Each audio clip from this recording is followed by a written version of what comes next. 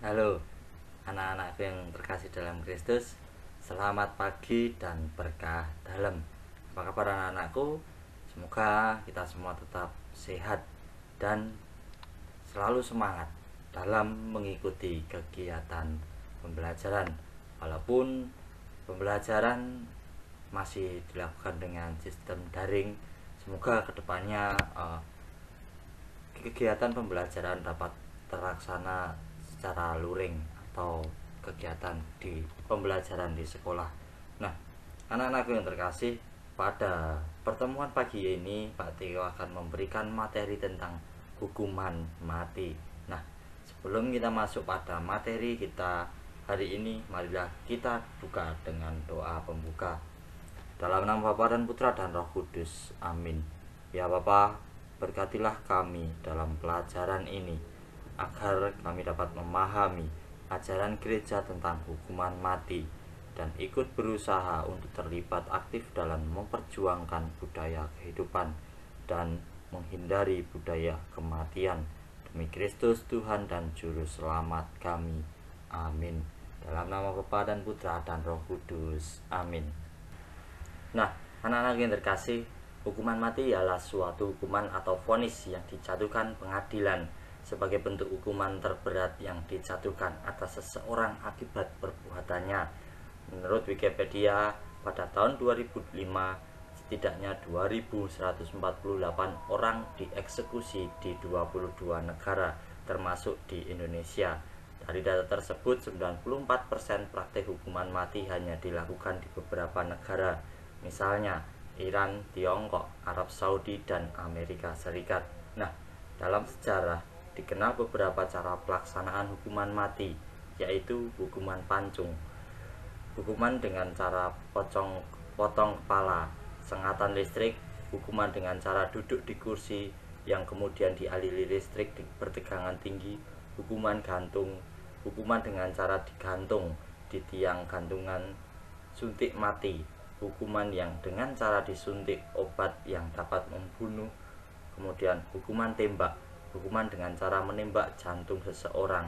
Biasanya pada hukuman ini terpidana harus menutup mata agar tidak melihat. Rajam adalah hukuman dengan cara dilempari batu hingga mati. Nah, sekarang marilah kita mengamati dan mendalami makna dari hukuman mati. Dalam sejarah dikenal beberapa cara pelaksanaan hukuman mati, yaitu sebagai berikut. Yang pertama, hukuman pancung, hukuman dengan cara potong kepala.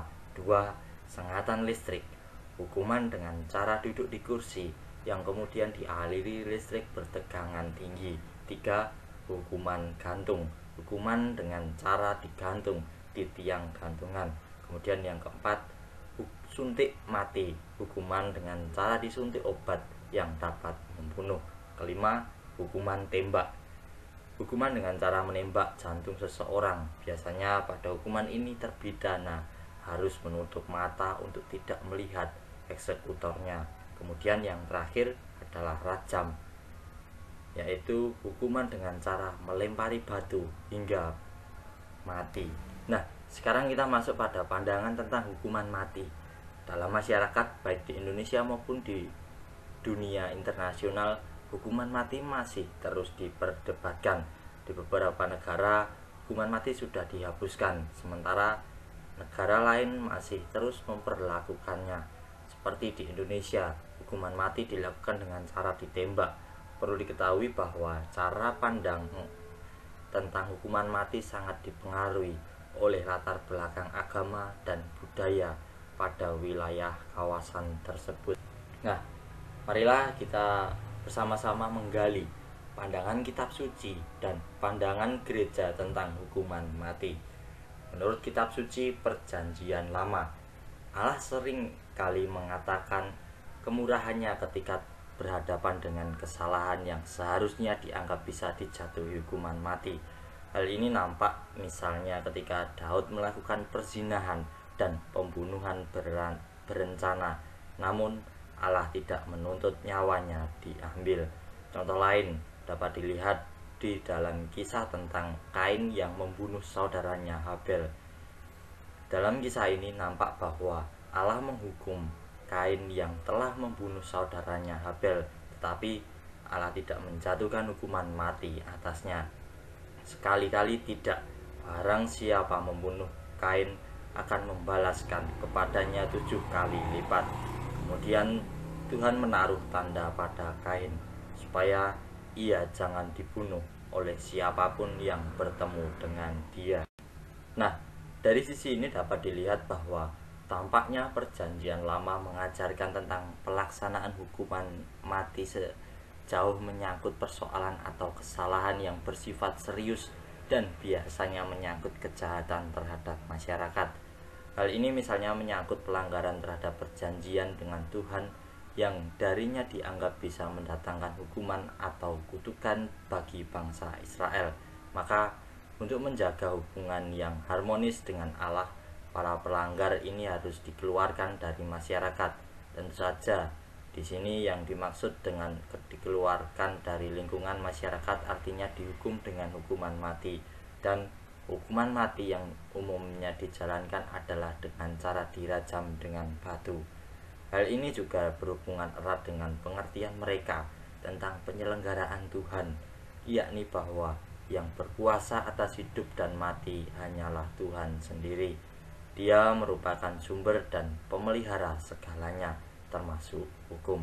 Oleh karena itu, yang melanggar perjanjian yang telah dibuat dengan umatnya dapat diserahkan kepada kematian oleh kuasanya dan dalam namanya. Namun di sisi lain, Tuhan adalah Maha Pengampun yang tidak serta-merta menghendaki kematian orang berdosa. Dalam konteks ini, Perjanjian Lama juga memperlihatkan secara jelas tentang Tuhan yang Maha Pengampun dan murah hati.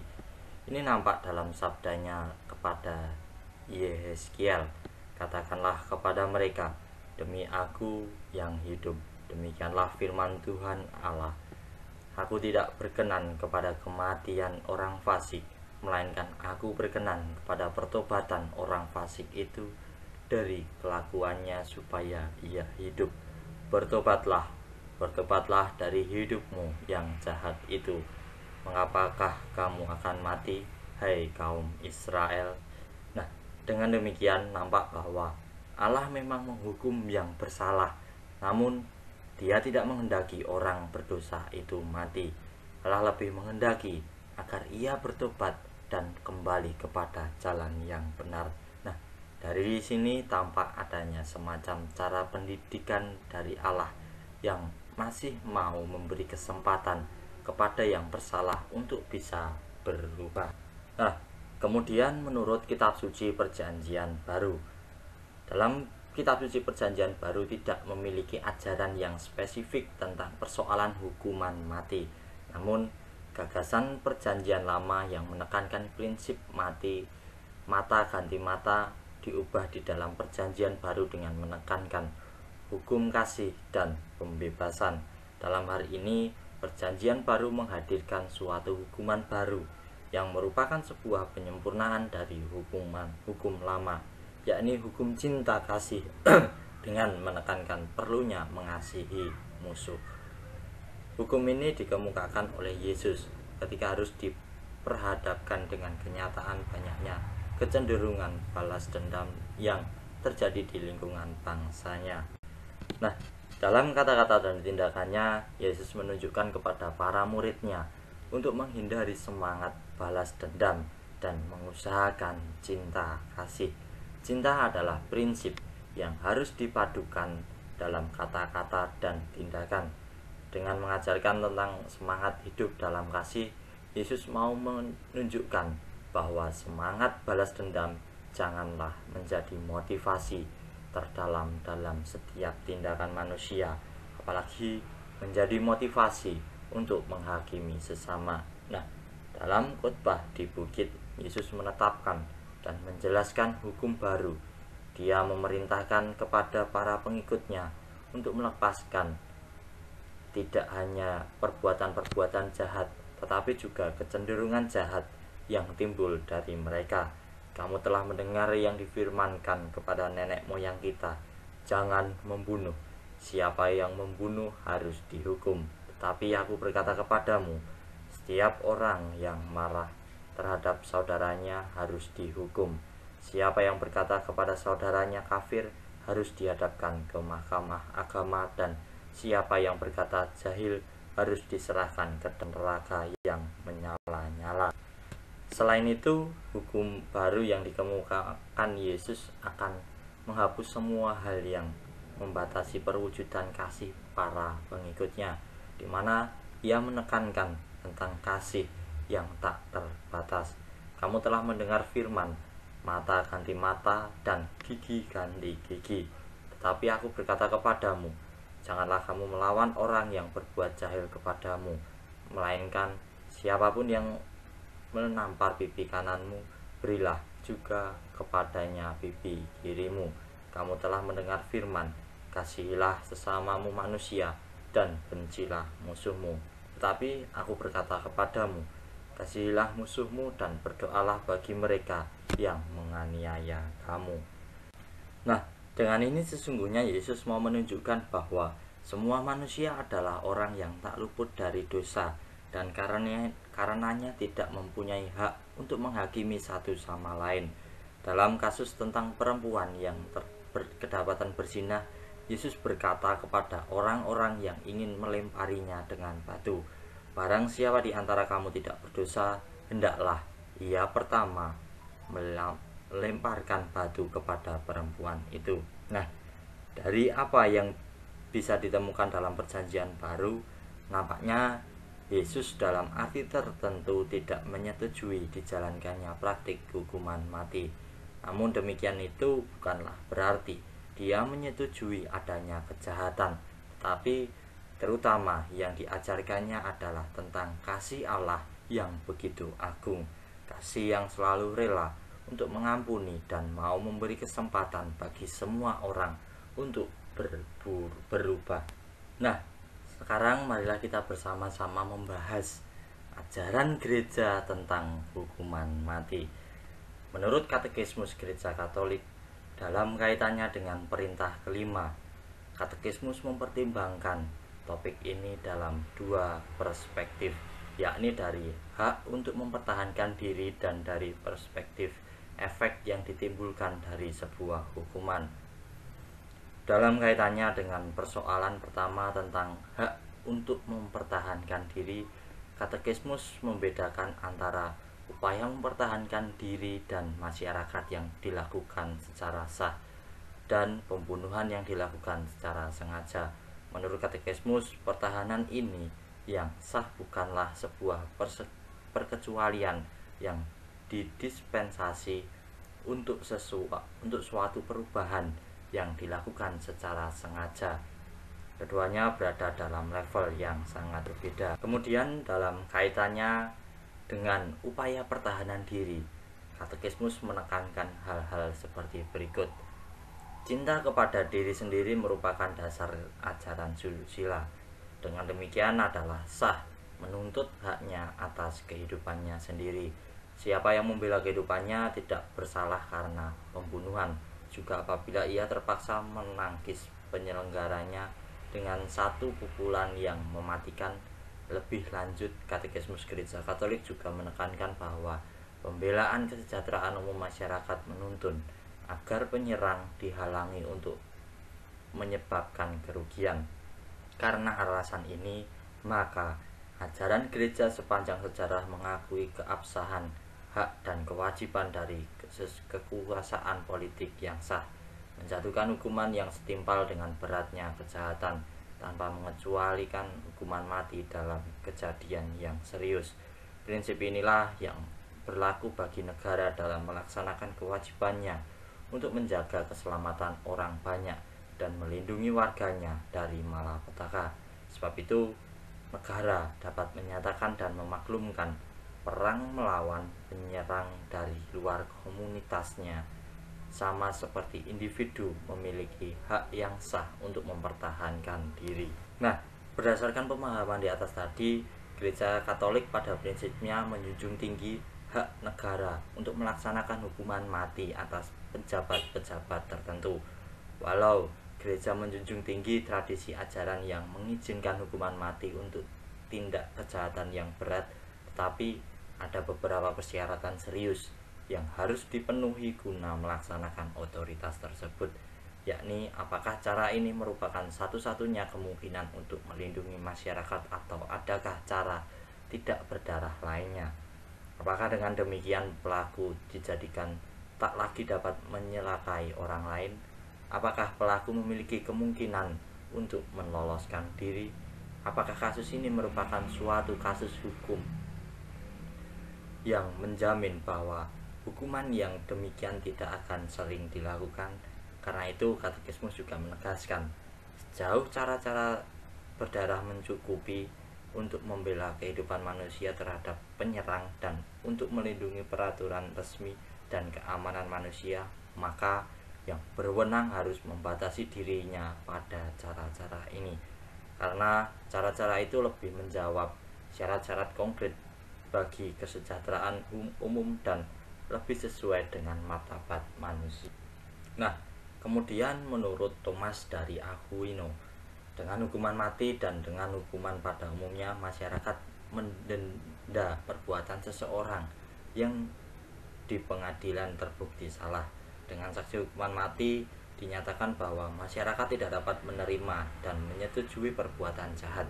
Dengan menjatuhkan hukuman, masyarakat membela diri, yaitu dengan meringkus penjahat dan dengan demikian mengancam penjahat-penjahat lain. Melalui hukuman keonaran sosial akibat kejahatan yang akan dibereskan, dan diharapkan bahwa penjahat pun memperbaiki diri dan kembali menjadi anggota masyarakat yang biasa. Prinsip ini sudah dirumuskan oleh Santo Thomas dari Aquino. Kesejahteraan bersama lebih tinggi nilainya daripada kesejahteraan perorangan. Kesejahteraan perorangan perlu dikurangi sedikit pula menegakkan kesejahteraan. Kemudian menurut Paus Yohanes Paulus II, ensiklik Evangelium Vitae dari Paus Paulus II yang membahas tentang martabat hidup manusia. Di dalam ensiklik tersebut, Paus menegaskan kembali apa yang telah dikemukakan dalam katekismus dan juga yang dikemukakan oleh konferensi para uskup. Dengannya, Paus menegaskan lagi kebenaran dari upaya pertahanan diri yang sah terserta tujuan sebuah hukuman. Apapun yang menjadi tujuan utama hukuman yang dijatuhkan oleh masyarakat adalah untuk memulihkan kekacauan yang diakibatkan oleh pelanggaran dan juga demi menjamin ketertiban dalam masyarakat. Nah, dalam kaitan dengan upaya memulihkan kekacauan dan menjamin keterlibatan dalam masyarakat, ketika menunjuk pada pertanyaan apakah eksekusi seorang yang bersalah diizinkan, ajaran Paus tentang persoalan ini nampaknya cukup tegas. Ia menulis, sudah jelas bahwa supaya tujuan-tujuan itu tercapai, hakikat dan beratnya hukuman harus dievaluasi dan diputuskan secara cermat, dan jangan sampai kepada ekstrim melaksanakan hukuman mati kecuali bila memang perlu. Dengan kata lain, bila tanpa itu sudah tidak mungkin lagi melindungi masyarakat. Dengan demikian menekankan pada perlunya evaluasi atas hukuman yang dijatuhkan. Yohanes Paulus II tidak menyangkal ajaran tradisional mengenai hak penguasa dalam menjatuhkan hukuman mati. Karenanya ia memang tidak menolak legitimasi hukum pada umumnya. Demikian ia menentang aplikasi hukuman mati dalam dunia modern. Di sini Bapak Suci lebih lanjut menjelaskan perbedaan antara status sah, hak untuk melaksanakannya di dalam keadaan tertentu, dan kebutuhan untuk pengguna hak itu dalam dunia sekarang. Yohanes Paulus II menegaskan bahwa status sah yang memungkinkan pelaksanaan hukuman mati ini tidak terletak lagi pada pertimbangan berat ringannya suatu tindakan kejahatan yang dilakukan, tapi pada ketidakmampuan masyarakat di dalam mempertahankan dirinya dengan cara-cara ini. Menurutnya, status ketidakmampuan masyarakat melindungi dan mempertahankan dirinya dengan cara-cara lain adalah faktor yang menentukan di dalam memutuskan apakah hukuman mati diperbolehkan atau tidak bagi seseorang yang melakukan kejahatan. Sejalan dengan itu, sejak masyarakat kita dapat menghukum dan yang melakukan kejahatan serius dengan hukuman penjara seumur hidup, Bapak Suci menilai bahwa bukan lagi sebuah kebutuhan mutlak untuk menjatuhkan hukuman mati sebagai upaya mempertahankan dan melindungi masyarakat. Nah, mengenai soal ini, makin kuatlah kecenderungan baik di dalam gereja maupun dalam masyarakat sipil untuk meminta supaya hukuman itu diterapkan secara sangat terbatas atau bahkan dihapus sama sekali. Singkatnya, menjatuhkan hukuman mati ketika itu tidak mutlak perlu karena hukuman mati merupakan sebuah tindakan yang melanggar ajaran gereja Katolik yang sejak semula selalu dengan tegas mengulangi perintah jangan membunuh. Pandangan gereja yang demikian tentang hukuman mati ini dirasakan sejalan dengan martabat manusia yang dan juga dengan rencana Allah sendiri. Selain itu, hal ini juga sejalan dengan tujuan utama hukuman yang dijatuhkan kepada seseorang yang berbuat jahat, yakni memulihkan kekacauan yang diakibatkan oleh pelanggaran yang dilakukan seseorang. Atas dasar ini, maka gereja melihat bahwa perintah wajib memenuhi tujuan mempertahankan kepentingan umum serta menjamin keamanan rakyatnya sekaligus memberikan dorongan dan bantuan kepada pelaku kejahatan atau pelanggaran untuk bisa mendapatkan rehabilitas. Nah, pandangan ini didasarkan pada ajaran gereja mengenai kekudusan hidup manusia dan martabat manusia yang menentang tindakan mengakhiri hidup manusia. Namun demikian, hak untuk hidup merupakan dasar dari kewajiban untuk melindungi serta memelihara hidup sendiri. Nah, sekarang marilah kita menghayati ajaran gereja tentang hukuman mati. Tidak banyak menolong bila kejahatan hanya ditangkis dengan kekerasan senjata. Tidak mungkin mengadakan keadilan dan menjamin hidup bersama yang aman di luar tata hukum atau tanpa pengadilan yang jujur. Tidaklah sesuai dengan semangat Kristen bahwa perbuatan jahat yang membawa penderitaan dibalas dengan penderitaan juga. Menurut moral Kristen, hukuman berkaitan dengan suatu kesalahan moral. Narapidana memikul beban kesalahannya, namun orang Kristen mengimani bahwa semua beban dosa telah dipikul oleh Kristus yang telah mati bagi dosa kita dan adalah perdamaian kita. Maka menurut keinginan Kristiani, bukan beban kejahatan yang harus dikenakan pada orang jahat, melainkan perdamaian Kristus yang mesti diwujudkan. Dalam hal hukuman, kita juga bertanya, bagaimana kita memelihara hidup kita sehari-hari. Nah, anak-anak yang terkasih, untuk tugas pada pertemuan hari ini, silakan anak-anakku cari pandangan-pandangan tentang hukuman mati menurut agama-agama yang ada di dunia ini dan berbagai sumber-sumber. Silakan anak-anakku bisa mencari di Google atau referensi-referensi lain di buku-buku lain. Baik anak-anakku, demikianlah pembahasan kita pada hari ini tentang hukuman mati. Silakan anak-anakku dapat mengerjakan tugas yang sudah Pak Theo berikan, kemudian dapat dikirim di classroom. Untuk mengakhiri kegiatan kita pada hari ini, marilah kita tutup dengan doa penutup. Dalam nama Bapa dan Putra dan Roh Kudus, amin.